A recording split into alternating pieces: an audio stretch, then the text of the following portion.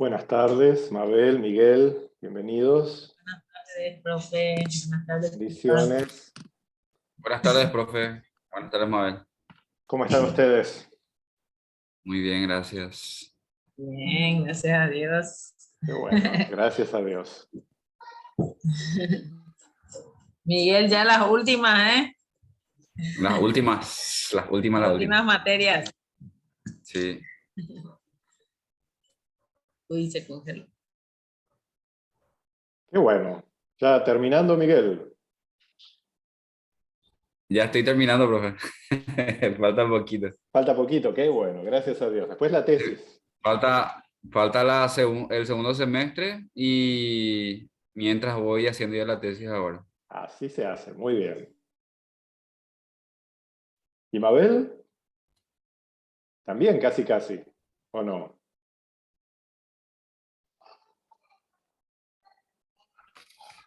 Quedó congelada ya. Quedó Hace congelador. frío por KQP. Sí. Anda medio rara la señal. No sé si es el mío. Y está Ahí volvió inestable. Mabel, ahí volvió Mabel. Me sale que está inestable. ¿Y Mabel qué tal? ¿Ya en la recta final también o no? No tanto. No tanto. Pero última Es que curva. sí, es que me faltan las 14, pero como no llevo todas, entonces no sé cuántas, en cuántos semestres más me va a llevar. Un filósofo chino decía que todo camino de 1000 millas se hace un paso por vez. Sí. Lo importante es no detenerse. Lo importante es seguir adelante. Amén. Yo, César.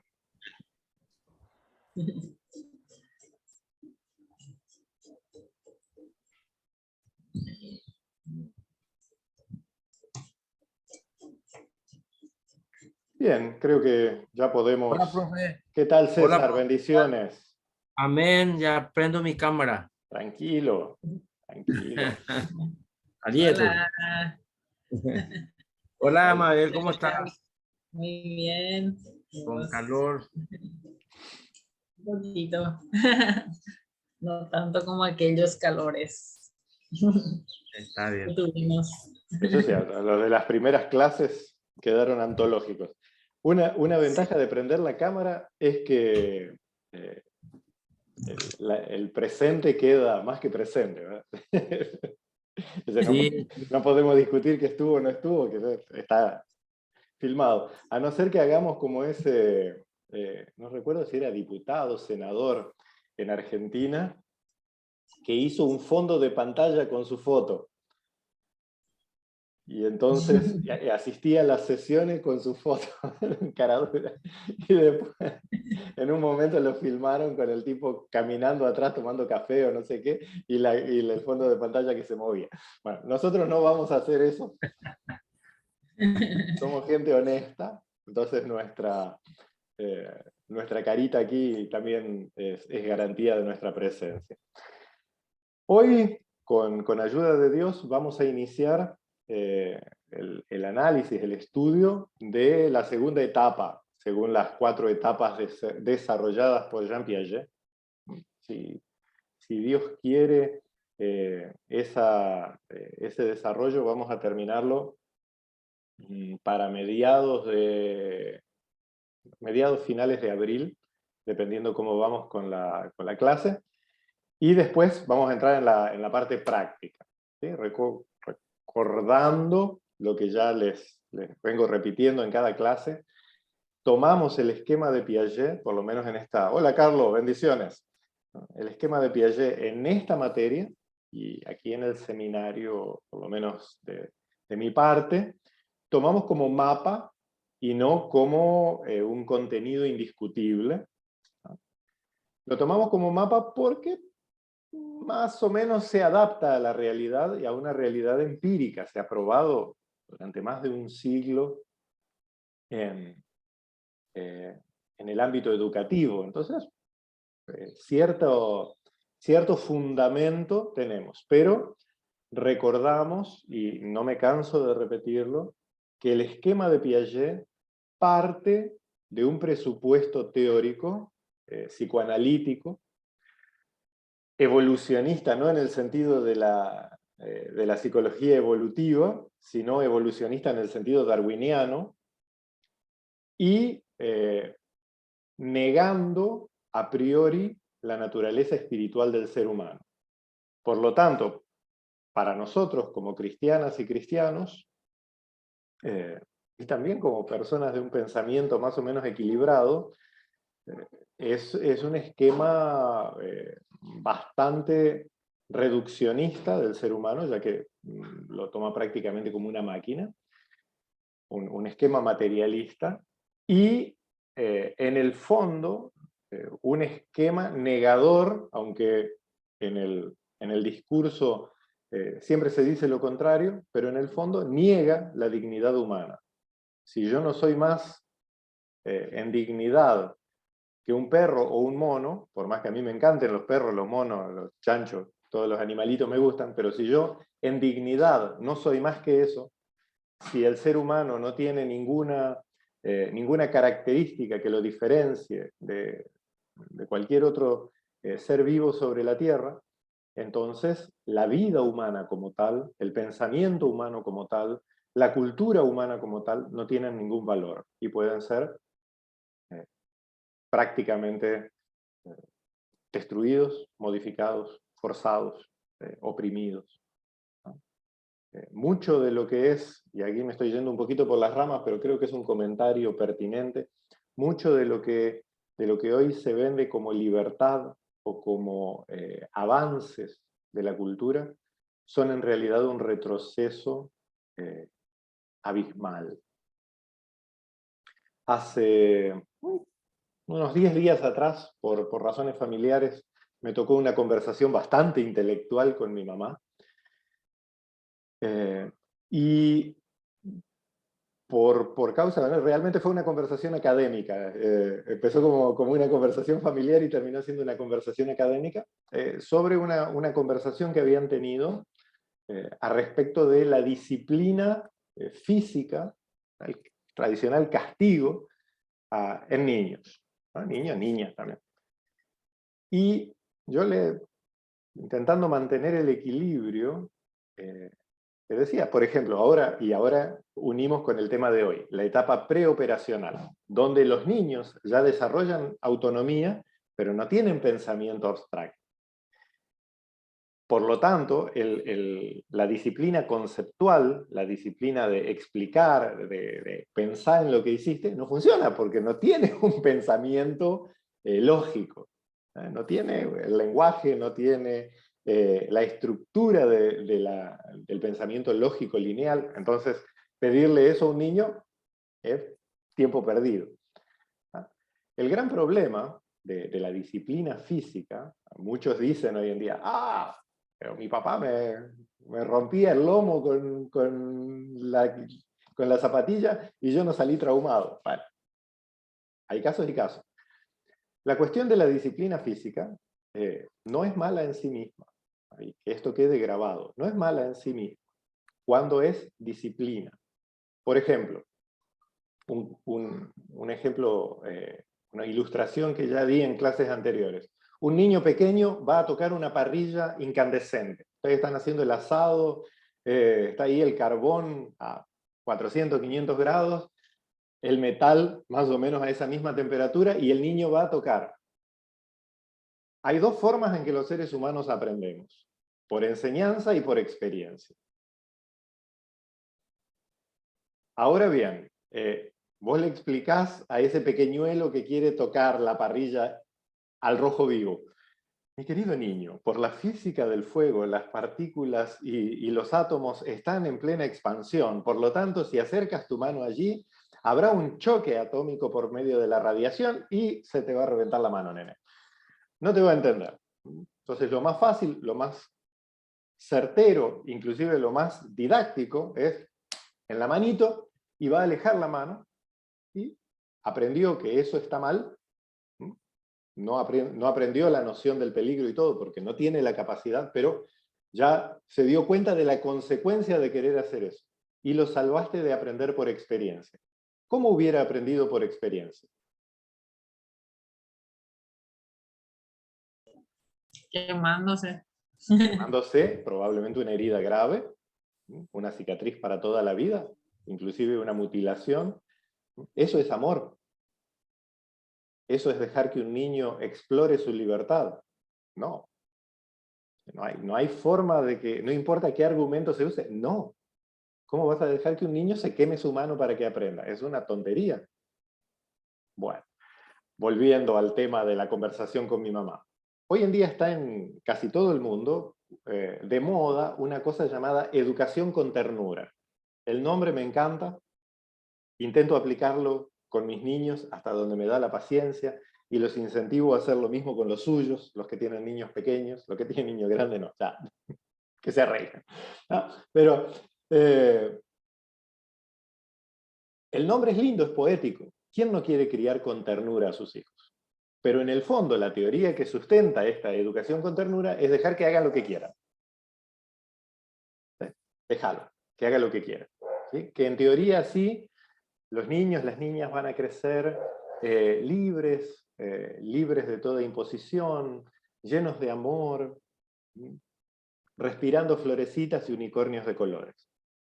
Lo cierto es que un niño sin límites crece caprichoso. Quien crece caprichoso crece rebelde. Quien es rebelde por naturaleza es violento. Por lo tanto, cuando llega a la edad de la autonomía, ese niño, esa niña que creció sin límites, que creció rebelde y que creció violento, solo va a aceptar una ley. ¿Y cuál es? La ley del más fuerte. Lo que aparentemente se vende como una idea de educación con ternura, con amor, con cuidado y cariño, en el fondo es una extrema violencia, porque guía hacia deseos incontrolados que la chocan con otros deseos incontrolados de niños, niñas que fueron criados exactamente igual, caprichosos, rebeldes y violentos, y que cuando se confrontan un deseo con otro, va a ganar el que tiene, el que puede dar el golpe más fuerte. Esto dicho de una manera tan superficial, tan rápida, es a donde están guiando nuestra sociedad. Este es un gran problema de nuestro mundo contemporáneo. Y no solo en el seno de las familias, es lo que nos venden por la televisión, es lo que nos venden en las escuelas, es lo que nos venden en los famosos cursos para padres. Yo creo que mis padres no hicieron ningún curso para ser mis padres ni el de ustedes. Y hemos sobrevivido en generaciones y generaciones desde Adán hasta el presente y hasta que Jesús vuelva. Entonces, no se necesitan todas esas escuelas para padres y todo ese lero-lero. ¿Sí? Se necesita, sí, una comunidad que tenga valores y parámetros firmes. Y esto no tiene nada que ver con cultura, con raza, eso le da el maquillaje. Pero los parámetros de la convivencia humana se establecen en el periodo de edad que vamos a ver hoy, que se llama etapa preoperacional. Etapa preoperacional de los 2 hasta los 7 años, con sus respectivas subcategorías. Entonces, como los campeonatos de fútbol. Vos tenés el mundial, que sería la etapa preoperacional, y las subcategorías, el sub 2, el sub 5, o el sub 4, sub 5 y sub 6. ¿Sí? Ahí se completan el paquete de la etapa preoperacional. ¿A qué llamaba Piaget etapa preoperacional?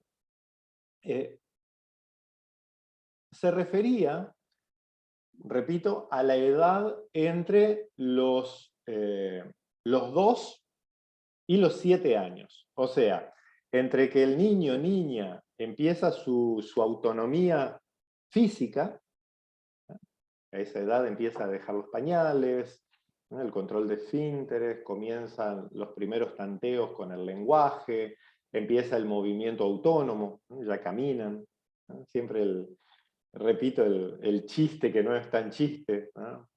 Parece meme, pero es anécdota, que todos los papás y mamás somos re orgullosos de decirle a los niños, ¡ay, qué lindo cómo camina! ¡Ay, qué lindo cómo habla! Y una vez que habla y camina, lo primero que les decimos es, callate y quédate quieto, ¿no? La vida humana es así. Pero esta es la edad de la formación de la autonomía. Y esas características que a los adultos nos parecen pequeñas, para un niño es un avance abismal, desde la total dependencia de mamá y papá o de la comunidad de la comunidad principalmente familiar, pero a veces también extendida, que lo cuida y que lo nutre y que lo protege, a la acción autónoma, ¿no? Y también, dependiendo de cómo estos aspectos de autonomía son incentivados, son apoyados, son afirmados, que esos aspectos se fortalecerán o se debilitarán para el futuro. Entonces, un niño, niña que no es dejado, repito, no sin cuidado, sino que no es dejado que experimente su autonomía, con todo el cuidado, con todo el amor que se quiera, pero que experimente su autonomía, que vea sus límites, que conozca su fuerza, que se caiga, que se golpee, que se ensucie y todo lo demás, ¿no? Como la propaganda del jabón en polvo, ensuciarse hace bien. Si es resguardado de todo eso, crece un adulto, ¿no? Bueno, primero un niño, pero va a llegar a ser un adulto totalmente apagado, sin autonomía, dependiente de todo, normalmente codependientes, los que crean las famosas relaciones tóxicas, es porque en las etapas tempranas no se incentivó su autonomía. Y allí siempre va a necesitar que otra persona le diga qué hacer, le dé lo que necesite, prácticamente que maneje su vida, para bien o para mal, pero que maneje su vida. Ese va a llegar a ser un niño y un adulto sin autonomía. Cosas tan tontas como evitar que un niño se caiga. Los niños deben caerse, los niños deben golpearse, los niños deben ensuciarse, deben aprender. Obvio, con el cuidado, no dejar que se lastimen gravemente, no dejar que se pierdan, hay que ser también coherente. Pero a lo que me refiero es, si no experimenta ninguna contrariedad, si no experimenta ningún dolor, si no experimenta ninguna incomodidad, cuando tarde o temprano la vida te choque, porque toda vida te va a chocar, no existe vida que no te choque, tarde o temprano vas a salir a la calle sin paraguas y te va a llover encima, vas a pisar mal un escalón y te vas a caer, ¿no? Vas a pasar por un lugar que no tenías calculado y te vas a ensuciar. Cuando eso suceda, si no lo experimentaste en el ambiente cuidado de la familia o del círculo protector, va a ser traumático. Entonces, esta etapa de la vida es tremendamente significativa, tremendamente importante, y sienta las bases para el resto de la existencia, ¿no? ¿Recuerdan lo que hablábamos en la etapa anterior? En la etapa sensorio-motor, la etapa de bebé. Allí lo importante es el cuerpo. Básicamente, si estoy bien nutrido y bien abrigado, y más o menos protegido, el desarrollo se da bien, ¿no? ¿Cómo se juzga el cariño o el cuidado de una mamá? Normalmente dejamos eso en manos de las mamás, aunque no debería ser, pero ¿cómo se... ¿Vieron eso en los supermercados? Llenando cuadraditos del análisis de calidad. Bueno, más o menos eso. ¿Cómo llenamos el análisis de calidad de una buena mamá? ¿Qué 3 o 4 cosas debería hacer para ser una mamá aceptable? Ahí está Cariño. Silvia. Que Cariño. ¿Cómo? cocine bien. Que cocine bien. Para un bebé medio que... Ah, Para el papá capaz que sí importa que cocine bien, pero para el bebé no le importa. El bebé come de otro lado. Que lo El mantenga cariño. limpio. Limpio, esa. Vamos, y ahí creo que habló. Buenas tardes, Sergio. Bienvenido, bendiciones. ¿Ah? Creo que ahí habló Silvia, pero las dos dijeron al mismo tiempo, que lo mantenga limpio. Sí, ¿Qué más? el cariño, Cariño, como decía Carlos, ¿qué más? el cuidado cuando ellos necesiten que vos estés ahí. Que lo alimenta ahora. Y nutrición. Con esas 3, 4 cositas, básicamente se cumple lo necesario para un crecimiento corporal, por lo menos en las primeras etapas, normal. ¿Por qué? Con ser amamantado o bien alimentado, sí, mamá no tiene leche, pero básicamente la leche materna cubre por lo menos los primeros 6 meses a 1 año todos los requerimientos, según dicen los que dicen que saben. Entonces, con que lo amamanten, con que le cambien el pañal y con que lo tengan protegido, ya está. Ya llenamos todos los cuadraditos, ya se cubrió la necesidad biológica. Y el bebé es todo lo que necesita. Claro, hablamos en clases pasadas de estimularle, hablarle, darle juguetitos. Todo eso, claro que está súper bien y que ayuda. Pero en la primera etapa de la vida lo importante es poner las bases para que el cuerpo se desarrolle. El desarrollo que podríamos llamar de la mente, o sea, lo que hace al humano humano, se da en la etapa que vamos a empezar a ver hoy, o que ya estamos empezando a ver, ¿no? La etapa preoperacional. Cuando lo que nos hace humanos es nuestra capacidad de actuar en el mundo, de ser nosotros mismos. Y esa libertad, llamémosle, la empezamos a adquirir después de los 2 años. Antes, no, imposible. Un poquito tal vez, cuando empezamos a caminar, intentando dejar los pañales y eso, pero no es tanta autonomía. La autonomía real es cuando el niño o la niña desea ir a la puerta y se levanta y va a la puerta. Cuando desea el juguete rojo en vez del juguete amarillo y agarra el juguete rojo en vez del juguete amarillo. Cuando jugando con sus hermanitos o con sus primitos o con sus compañeritos, si va temprano a la escuela, defiende ese juguete rojo porque es el que quiere y no acepta que se lo cambien por el juguete amarillo que es el que no quiere. Eso es lo que va formando nuestra identidad humana. Tanto lo bueno como lo malo se va formando en esta etapa. Y es lo que empezamos a ver rasgos de humanidad.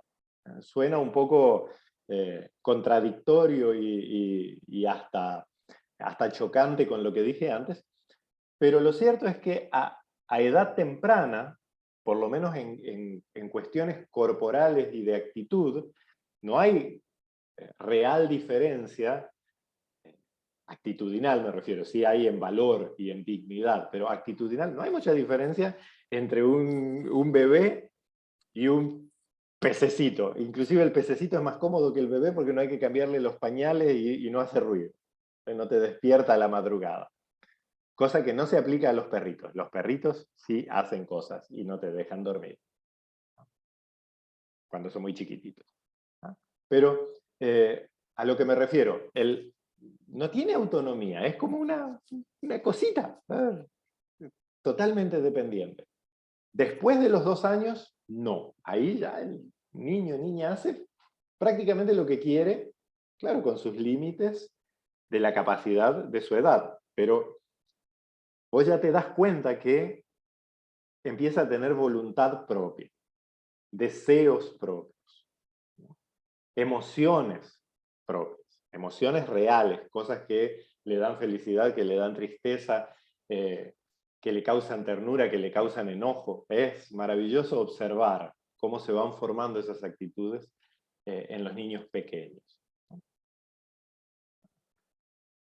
Entonces vamos a aquí el botoncito, vamos a ver un pequeño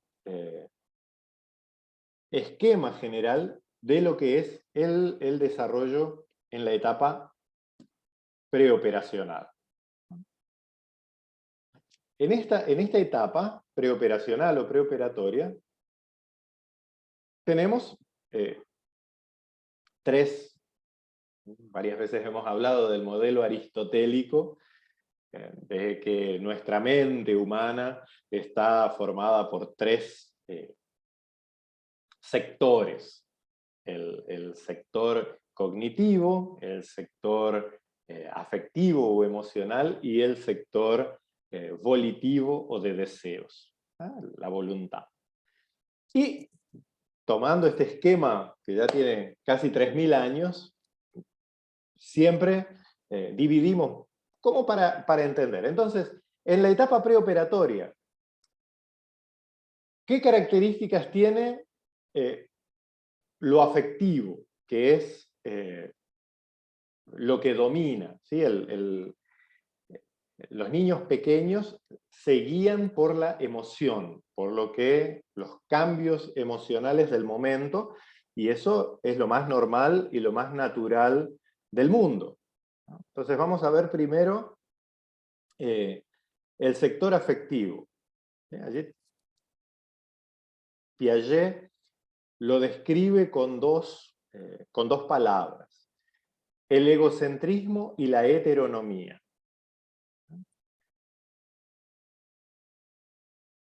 El egocentrismo no tomado en el sentido moral, sino que el niño, sus emociones son centradas en sí mismo.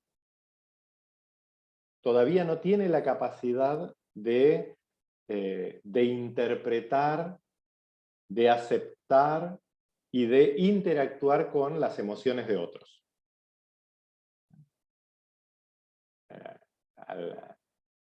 Al niño pequeño le interesa lo que siente él. Y no por eso el egocentrismo acá no debe ser tomado en sentido moral, de que esto es malo, que no tiene generosidad, no. Sino que no tiene capacidad de interpretar e interactuar con los afectos de otros. Entonces, está totalmente centrado en sus propios afectos. Si está triste, se le cae el mundo. No tiene límites en su tristeza. Si está feliz, es pura risa.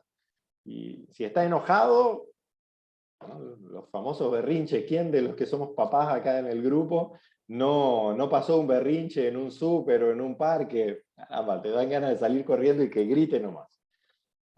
Porque no hay forma de controlarlo, solo existe su mundo. Y la heteronomía.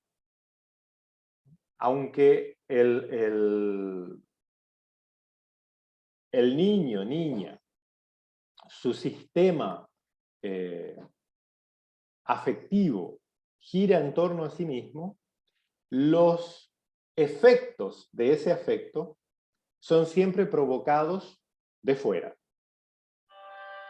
¿Por qué esto? Porque no tiene aún desarrollado el pensamiento abstracto. Una forma fácil de explicarlo.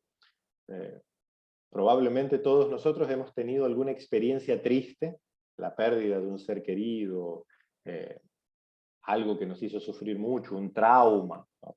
Que sea una experiencia triste. Y en una tarde de lluvia, con el corazón melancólico, nos acordamos de eso y nos ponemos tristes. Con el solo recuerdo se afectan nuestras emociones. ¿Por qué? Porque yo puedo, por medio de mi pensamiento y de mi memoria, recrear, y lo mismo la felicidad, pero principalmente nos sucede, no sé por qué, pero tenemos mayor tendencia a que eso sea más fuerte cuando es triste. Una característica humana. Pero lo cierto es que los adultos tenemos la capacidad de, inclusive la preocupación, ¿no? Crear problemas que no existen, crearlos en nuestra propia mente y hundirnos como si como si fuera el fin del mundo de algo que no sucedió, que no sucede y que no sabemos si sucederá. El niño no. Para que sus emociones se afecten, tiene que venir un estímulo externo. En cuanto a lo cognitivo, aquí tenemos varias características del pensamiento. Primero, que el pensamiento es irreversible en esta edad. Lo que es bien al estilo Parménides en la Grecia antigua. Lo que es, lo que no es, no es. Y una vez que se fija en algo, un niño pequeño no cambia hasta que no cambia su foco de atención. Por eso el pensamiento es egocéntrico. Repito, no en el sentido moral, sino en un sentido psicológico. Su pensamiento es en torno a su propio interés. Y por eso también es un pensamiento centralizado. Vamos a decir que piensa, no sé, en una silla. No va a pensar en relacionarlo, por ejemplo, no sé si ustedes conocen ese juego Cazapalabra. En el Cazapalabra alguien te dice silla, y vos tenés que decir mesa, comedor, estante, plato, todo lo relacionado con lo que usás la silla. Y cuanto más palabras haces, más puntos. En un niño de la etapa preoperatoria, cuando está hablando de silla, es la silla, y no le interesa todo lo que hay del resto. Es silla, silla, silla, y se va. Y a esto se refiere también el pensamiento concreto. Cuando nosotros decimos silla, pensamos en el concepto de silla. Cuando yo digo silla, yo adulto, puedo aplicar ese concepto a esta que estoy yo sentado, donde está Carlos, donde está César, donde está Silvia, donde está Mabel, donde está Miguel, donde está Sergio, donde está David, ¿no? Y son todas sillas, primero, diferentes en el espacio, diferentes en forma, diferentes en comodidad. Pero un adulto dice silla y hace todo ese... En esta edad el pensamiento es concreto. Si yo digo silla, es esta silla. No es un concepto, es una cosa. Esto es muy interesante, ¿no? Porque nosotros muchas veces queremos hablar con los niños como especialmente cuando vas de visita y sale el egoísmo, pero bien de dentro del corazón. No, prestale eso a Pepita porque vos acá tenés la otra muñeca y todas las muñecas son lo mismo. No, no son lo mismo. Esta muñeca es esta y esa es esa. No son lo mismo. Los niños en eso tienen más lógica que los adultos. Nosotros queremos quedar bien moralmente.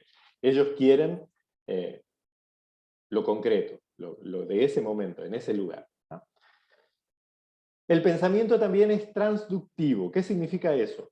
Que es sintético, engloba cosas. Una sola palabra puede significar todas las cosas relacionadas con esa palabra. Es al revés del pensamiento analítico del juego Cazapalabra. Nosotros agregamos cosas. En el pensamiento... Profe, ¿Sí? permiso, consulta. Adelante. Vos estabas usando el ejemplo ese de la muñeca, ¿verdad? Del niño. Sí. Entonces, el correcto sería decir, mira, tenés esta otra muñeca, o sea, hacer un comparativo entre los muñecos, las muñecas, con los niños, o cómo sería la forma de explicar al niño de que él tiene que compartir, o ya que en su universo todo es, hay una sola muñeca, no hay 2, 3, 10. Ahora, la pregunta es, ¿por qué le tenés que explicar que tiene que compartir? Eso es porque Qué buena nosotros pregunta. nos sentimos, no, en serio, nosotros nos sentimos incómodos con el otro papá, con la otra mamá. Somos nosotros los incómodos, no los niños.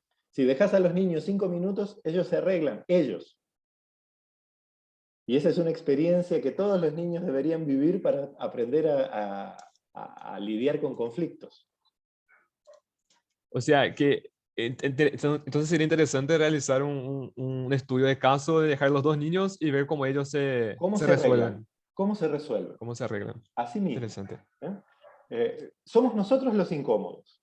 Somos nosotros los que, ay, no, yo lo crié egoísta. ¿Qué es lo que va a pensar el otro papá, la otra mamá? Que yo lo crié así egoísta. Entonces quiero obligar al niño a comportarse como yo pienso que va a generar la opinión del otro adulto, y no dejo a los niños experimentar, ¿no? De hecho, los niños, especialmente en este conflicto con los juguetes, las familias que tienen 2 hijos pequeños, ahora pueden hacer experimentos con ustedes mismos, pero si no, con los primitos, con todo. Es muy interesante. Es dejarlos 5 minutitos, y el que peleaba por el juguete ya no le importa, y el que reclamaba por ese juguete ya se distrajo con otro. Y al final los del lío éramos nosotros. Hace un tiempo atrás, bastante largo ya, pero se había hecho viral un video de un papá y un abuelo con una nenita en un supermercado grande. Y la nenita, una nenita chiquitita, hace un berrinche. Y en vez de incomodarse los 2 hombres que estaban allí comprando con su nenita, con su hijita y con mi nietita, la mamá tal vez estaba recorriendo ahí el súper y por eso estaban ellos ahí. Sea lo que fuera la historia, pero el video es de la nena gritando como que sí, la iban a matar, de cómo gritaba esa niña. Y los adultos, en vez del famoso, no, calmate, levantate, o peor aún, levantate que te compro, dejaron gritar. 4 minutos duró el video. 4 minutos duró el berrinche. Yo tengo hijos pequeños, sé lo que es que te griten 4 minutos. Parece que son 4 años. Pero en el fondo, son 4 minutos. Hay que dejarle al niño experimentar la frustración, la pérdida, no como crueldad, sino si yo le doy todo, si yo accedo a todos los caprichos, le estoy haciendo un daño tal vez irreversible. Y de eso se trata, ¿no? Entonces habría que hacer el experimento, ¿no? Y entonces, ¿este pensamiento es inmediato o intuitivo? Y reflexivo, no en el sentido de la reflexión intelectual, sino que es un reflejo directo de la realidad que experimenta. Y ahí vamos a la voluntad. La voluntad es toda simbólica. Para el niño, el mundo tiene vida.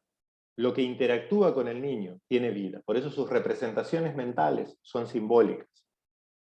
Por eso es el juguete rojo y no el amarillo. No es lo mismo. Aunque sean de misma forma, comprados en el mismo lugar, inclusive el otro sea más lindo. El famoso osito todo lleno de moco y mojado y con olor a que la mamá lo quiere incendiar, pero ese osito es su representación mental y no otro. Y se maneja justamente con ese universo simbólico. Todo es simbólico. ¿Cómo interactúa con las demás personas? Por medio de la imitación, el famoso no le digas a tu hijo lo que tiene que hacer, sino hacelo y que te imite. Tu ejemplo es la mejor educación. En esta edad es la única. Por eso hay que cuidar mucho. Maquinitas de afeitar, cosas de cocinar, herramientas. ¿Por qué? Van a ir y van a tocar para imitar a mamá y a papá. El juego es imitativo. También el juego es una forma, para nosotros jugar es divertirse, es perder el tiempo. Para el niño pequeño es actuar en el mundo, es ir creando habilidades. Y estas habilidades van desarrollando el lenguaje, especialmente si tienen la oportunidad de compartir con otros niños de más o menos su edad. Y el dibujo. Sí, adelante. Queda menos de 1 minuto. Sí. ¿Cómo hacemos? ¿Nos reconectamos inmediatamente? Nos reconectamos a las y 30, 19:30. Tomamos un receso, comemos algo, tomamos una agüita y nos reconectamos 19:30 y el tercer periodo 20:30. Ok, mismo enlace. Sí, hay un refrán que dice que madres exigentes o padres exigentes dan como resultado niños mejores. Es un buen refrán. Las viejas sabían mejor que los psicólogos.